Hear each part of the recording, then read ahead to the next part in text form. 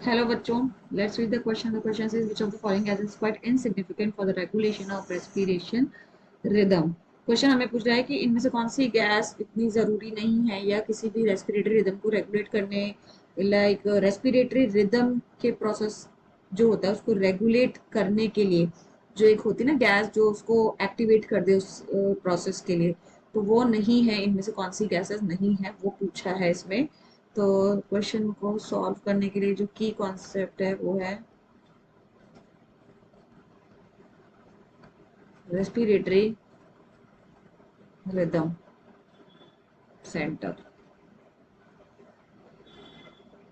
ना एक्चुअली इस क्वेश्चन में अगर हम देखें तो रेस्पिरेशन जो प्रोसेस है it includes breathing plus food oxidation. अब breathing actually includes two process, inhalation and exhalation. Inhalation में हम ऑक्सीजन को अंदर लेते हैं, एक्सहेलेशन में हम CO2 को बाहर छोड़ते हैं। फूड ऑक्सीडेशन में ऑक्सीजन को यूटिलाइज करते हैं to break down the food completely into CO2 and water plus ATP, that is energy formation takes place. अब यहाँ पे फूड ऑक्सीडेशन में जो CO2 का कंसेंट्रेशन है अगर ये बढ़ जाता है या आपके दूसरे भी फैक्टर्स हैं वो बढ़ जाते हैं तो उसकी वजह से हमारा जो ब्रेन के सेंटर्स एक्टिवेट होते हैं। फॉर एग्जाम्पल अगर हम बात कर रहे हैं ब्रेन की, न्यूरल सिस्टम की, तो हमारे न्यूरल सिस्टम मतलब totally related to our brain. और हमारा ये जो रेस्पिरेटरी प्रोसेस को रेगुलेटेड मैनर में चलाने के लिए ब्रेन के पास we have different centre, that is अगर मैं बात करूं medulla region. So medullary region में ही हमारा एक्चुअली लोकेटेड है रेस्पिरेटरी रिदम सेंटर। अब रेस्पिरेटरी रिदम सेंटर क्या करता है? Obviously it will help to regulate the process of respiration. But how? Like इसमें गैसेस के बारे में पूछा है हमसे, तो जब मैं गैसेस की बात कर रही हूं तो इस रेस्पिरेटरी रिदम सेंटर के एडजेसेंट पे ही, बिल्कुल इसके पास adjacent to this centre we have another area known as chemo sensitive area.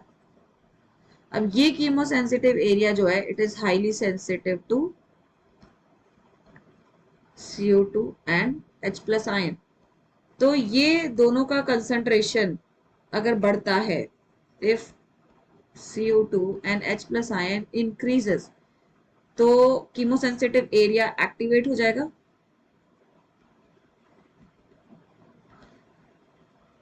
Activate होके क्या करेगा? नेसेसरी एडजस्टमेंट करवाएगा सिग्नल्स भेज के। तो इन दैट केस हमारा जो गैस है विच इज सिग्निफिकेंट एक्चुअली वो है CO2 H+ आयन।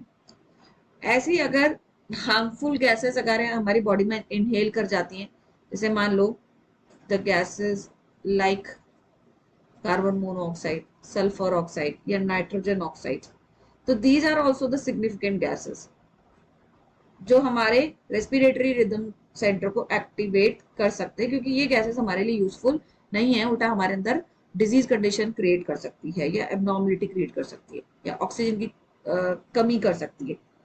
तो कौन सा गैस है which is insignificant? Gas which is insignificant, that is insignificant किसके लिए? To activate respiratory rhythm centre के लिए, क्योंकि रेस्पिरेटरी रिदम सेंटर तभी एक्टिवेट होगा जब कोई गलत गैस जो हमारे लिए काम की नहीं है वो एंटर करेगी और उसका कंसेंट्रेशन बढ़ेगा। तो ऐसी गैस जिससे रेस्पिरेटरी रिदम सेंटर एक्टिवेट नहीं होगा तो ऑब्वियसली वो सिर्फ एक ही गैस है, that is oxygen, which is very very useful for us.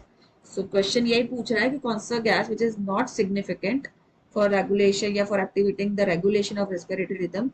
So we'll go with answer D, that is oxygen. So the answer is D, oxygen. So I hope you understood well. Best of luck.